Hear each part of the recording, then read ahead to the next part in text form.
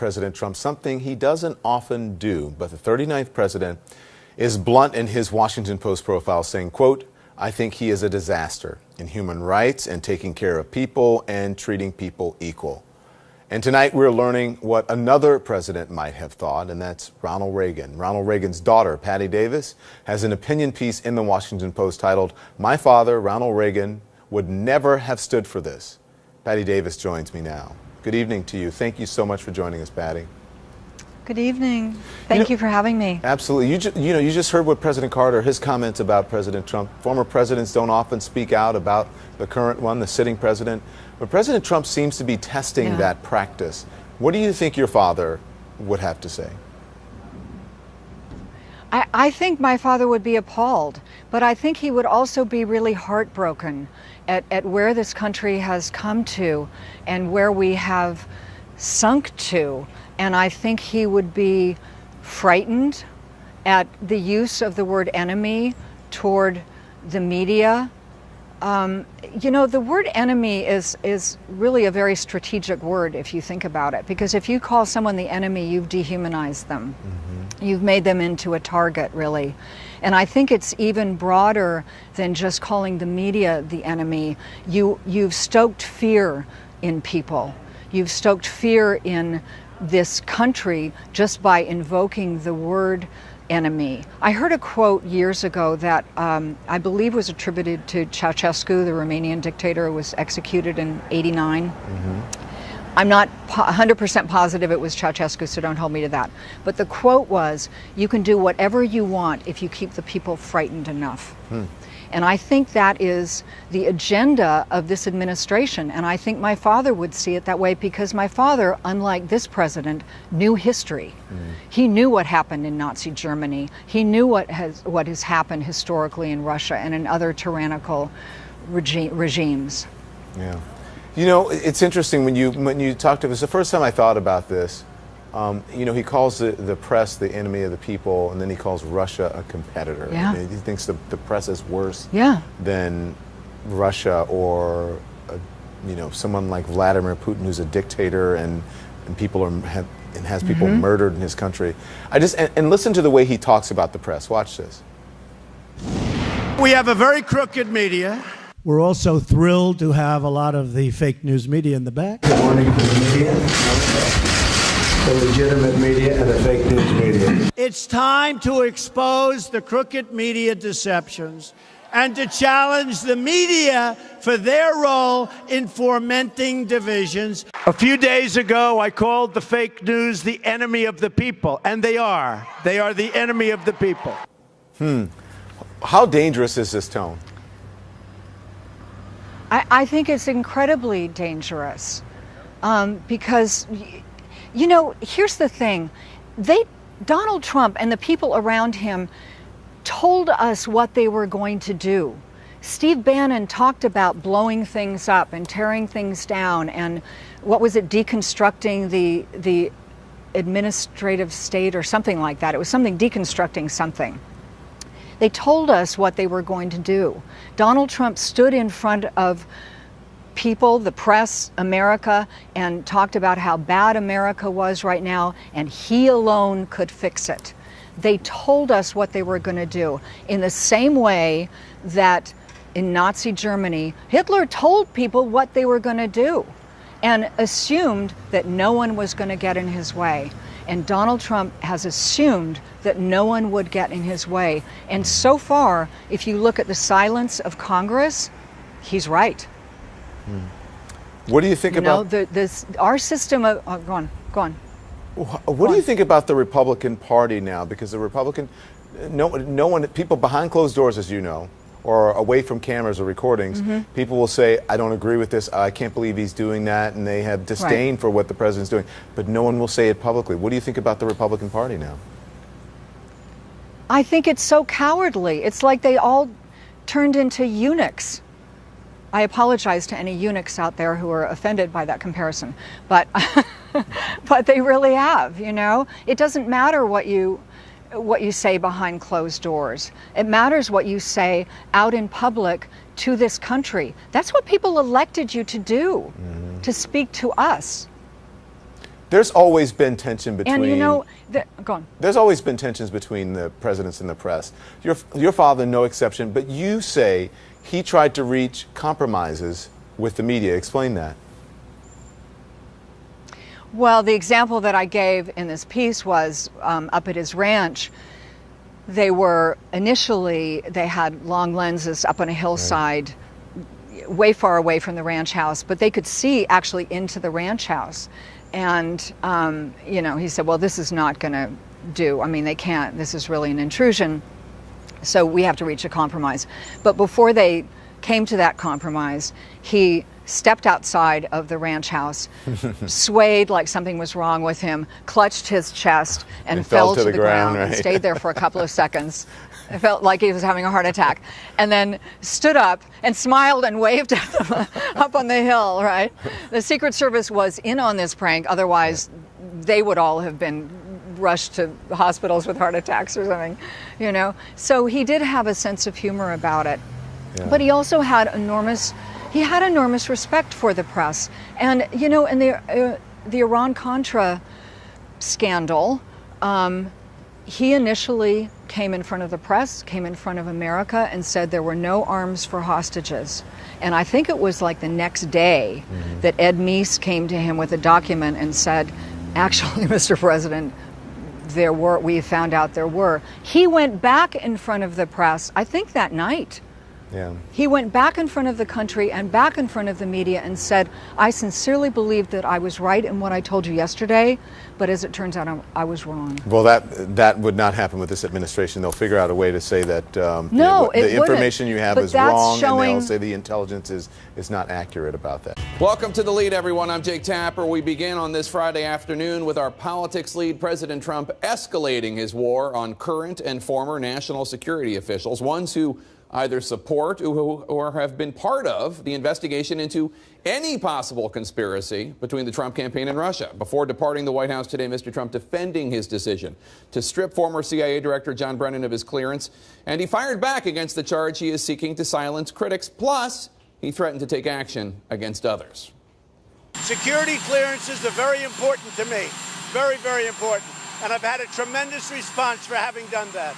There's no silence. If anything, I'm giving him a bigger voice.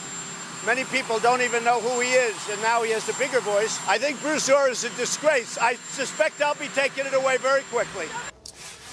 That came as at least 15 top former senior and intelligence and military officials, Democrats, Republicans, independents, publicly condemned President Trump, writing in an open letter, quote, "We have never before seen the approval or removal of security clearances used as a political tool, as was done in this case." That letter and other criticisms prompted this from White House counselor to the president, Kellyanne Conway, today. Why is everybody so obsessed with the President of the United States that they can't even begin or finish a sentence without mentioning his name 5 times? It's kind of weird, and it's infecting people on the news now who fancy themselves security experts.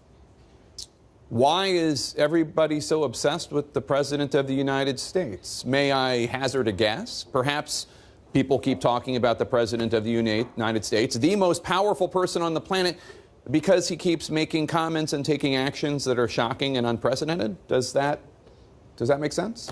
CNN's Caitlin Collins is at the White House. And Caitlin, the president made clear again today that these decisions are being driven by his resentment of the Russia investigation. That's right, Jake. Despite aides saying that this was for national security reasons, the president, in his own words and unprompted today, drew a direct line between revoking these clearances and the Russia investigation. Now, this investigation has frustrated the president for a long time now, but it appears that now he's found a way to vent these frustrations. President Trump lashing out at the Russia investigation today, reminding critics that his presidential powers go a long way. Hello, everybody. Defending his decision to strip former CIA Chief John Brennan of his security clearance and rejecting criticism that he's trying to silence his critics. If anything, I'm giving him a bigger voice. Many people don't even know who he is, and now he has a bigger voice, and that's okay with me because I like taking on voices like that. I've never respected him. That, as sources tell CNN, Trump is prepared to revoke more clearances in the coming days. His next target, Bruce Orr, a little-known Justice Department employee. I think Bruce Orr is a disgrace. I suspect I'll be taking it away very quickly.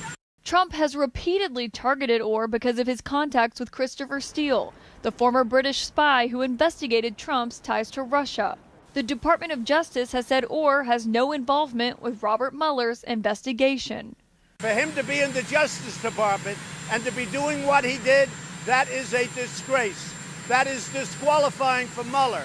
Trump reveling in what he sees as rave reviews. And I know that I've gotten tremendous response from having done that because security clearances are very important to me. But the reviews haven't all been positive. In a stinging rebuke, more than a dozen former intelligence officials issued a joint statement criticizing the move, calling it ill-considered, unprecedented, and an attempt to stifle free speech. The president, in his own words today, drawing a direct line between revoking clearances and the Russia investigation. Look, I say it again. That whole situation is a rigged witch hunt. It's a totally rigged deal. It's not us. It is a rigged witch hunt. I've said it for a long time. Trump showing little interest in sitting down with the special counsel. Mr. Mueller has a lot of conflicts also, directly yourself, so you know that. Mr. Mueller is highly conflicted. In fact, Comey is like his best friend. I could go into conflict after conflict. But sadly, Mr. Mueller is conflicted. The president encouraging Mueller to wrap things up. Let him write his report. We did nothing. There's no collusion. Now, Jake, the big question now is whether or not the president is actually going to follow through on these threats to strip these other officials of their clearances, or if they're just that, empty threats. Jake? All right, Caitlin Collins at the White House for us. Let's talk about it with our experts. Alfonso, that list of members of the intelligence community, former members, former senior leaders, has grown. It now even includes former Defense Secretary Bob Gates, who was CIA director during George H.W. Bush's reign. And Gates, you know, that's an unusual name for this. He tends to stay out of politics. What's very unusual, and frankly, I think the president has admitted it, that this is reprisal, and this is unprecedented. We haven't seen this before. I think by revoking Brennan's, or trying to revoke Brennan's clearance in sending a message to the others, you know, you better not criticize me. This is not good for the country. It certainly contributes to a more toxic environment. Now, having said all of that, there's one case, and that's the case of Bruce Orr, where this is a suspicious person. I mean, if he was having some sort of communication with Christopher Steele, and Steele was giving him information and he was relaying that to the FBI, I'm not sure that's the kind of person that should have clearance at this point. He's a senior Justice Department official. Why would... No, and they should have clearance. But what I'm saying is that some of his behavior is suspicious. And I think it merits some sort of internal investigation. Why is that suspicious? I don't understand. Why would it be suspicious for him to be dealing with him? Well, this is Christopher Steele. He's doing opposition research for a firm who's being hired by the Clinton administration. No, it's a totally legitimate firm. I'm sorry, I'm really tired of this trashing of Fusion GPS. It's a completely legitimate firm. I know multiple journalists who've done a lot of background work into Christopher Steele. Christopher Steele is a very respected person that you would hire for. Then you communicate with a career Justice Department official, so he sends information. You're concerned about Russian interference in our election, which bore fruit because the intelligence community actually determined that the Russians were interfering in our election. So it actually turned out that Christopher Steele really was right, and he was trying to communicate with officials at the time. To be fair, I'm not saying that his clearance has to be revoked. I'm just saying that he seems suspicious. There may be conflict of interest there, and they should be looked at. But in general, my general reaction, this is not good. So let me just say, I think it's one thing to ask questions about this. It's another thing for the President of the United States, not Justice Department officials, not IG officials, Inspector General officials, the President of the United States just mouthing off that someone should lose their clearance, a career official. I mean, this is what you would expect in basically an authoritarian dictatorship where people just sort of say government officials are stripped or punished for their political opposition or how they behaved. It's outside the bounds of what we would normally say the rules and guidelines of our government. And what's interesting about this letter, Amanda, it comes, first of all, after Admiral McRaven, retired Admiral McRaven, who was in charge of special ops during the bin Laden raid, American hero, used to be chancellor at University of Texas, after he comes out and objects to what the president did with Brennan.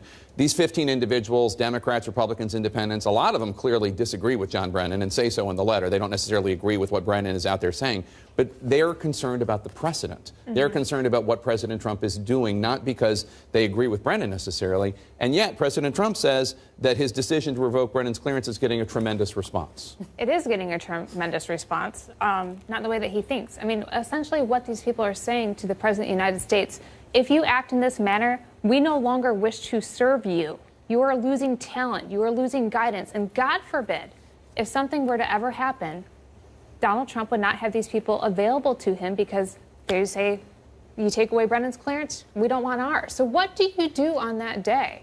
I mean, this isn't like, if you like that Donald Trump gets advice from people like Omarosa, keep going down this road. But if you want him to be able to call on people like Admiral McRaven, then you better change. Well, and that's what's so weird about this is because actually, people like McRaven and Brennan, their credibility has to do with what they have already done. Right. It doesn't have to do with whether or not they still have security clearance. And so this really seems to be, it doesn't make the nation safer to say we're not going to take any lessons or advice from John Brennan, Bill McRaven, Bob Gates, et cetera. It makes this nation less safe. Yeah, I mean, I think that the other thing to remember is that, well, first of all, Donald Trump doesn't care. Obviously doesn't care about that. What he cares about is that he's been insulted, and I think Neera's right. This is all part of this sort of profile of the authoritarian wannabe and the kind of things that you expect from more, like, despotic countries that are led more by despots, not democratically elected presidents. But the other thing I think is interesting about this is that I wrote a book about free speech, really from a sort of left side, saying this is a very liberal value that I think a lot of the left isn't taking seriously. And guess who really loved the book? Conservatives. And now they completely have no interest in free speech whatsoever, because one of the things I talked about was it's not just the government oppressing free speech. It's when you take away, you know, just the ability, when you try to delegitimize people, which is exactly what Donald Trump is trying to do. He's trying to delegitimize them. He's making character assassination attacks against John Brennan. He's erratic or whatever. And he really is trying to silence free speech and criticism. Alfonso, I want to play for you some sound from Kellyanne Conway talking about the decision to revoke John Brennan's security clearance. I know it says, why is everybody so obsessed with the President of the United States that they can't even begin or finish a sentence without mentioning his name 5 times? It's kind of weird, and it's infecting people on the news now who fancy themselves security experts. That's not the bite I wanted. Let me play now the bite I wanted, which is Kellyanne Conway talking about specifically the decision to revoke Brennan's clearance. I know it says former CIA director, but what is he doing currently to merit that security clearance? This is not about being a critic of the president. Will more security clearances be pulled? That's up to the president. He has the authority to do that. But it's not willy-nilly. This is a problem with Kellyanne. I don't think, as you were saying, understands national security. You want the current CIA director to be able to discuss things with former CIA directors that can provide context to different issues. So it's really surprising. And yes, this is all about reprisal. Having said that, is Trump being despotic? I don't think he's behaving as a despot. I think his comments are totally out of bounds, are over the top. But, I mean, he's not a despot. He can say whatever he wants. Are they the characteristics of somebody who would lead Russia, or are they the characteristics of somebody who would lead the United States? Right, but you have to be careful, because to compare Vladimir Putin to Donald Trump, I mean, that's a stretch. Are the comments actually even remotely? So you're saying it's the same thing? No, so he's taking actions like Putin has a repressive regime in Russia. Is it more like every other president we've had, or is it more like a person who would take, you know, punish his enemies like despots do? I don't know. Do you understand? I'm criticizing his commentary. I'm just saying he has the right to say that, but I think it's a stretch to call him a despot. So can I just say the one thing I think we have to put things in context about both John Brennan and McRaven is that these are people who were intimately involved, led, in fact, the effort to capture and kill Osama bin Laden. And we have a president of the United States who is essentially engaged in political reprisals against people who have done a lot to protect this country. And at the very least, he's putting his own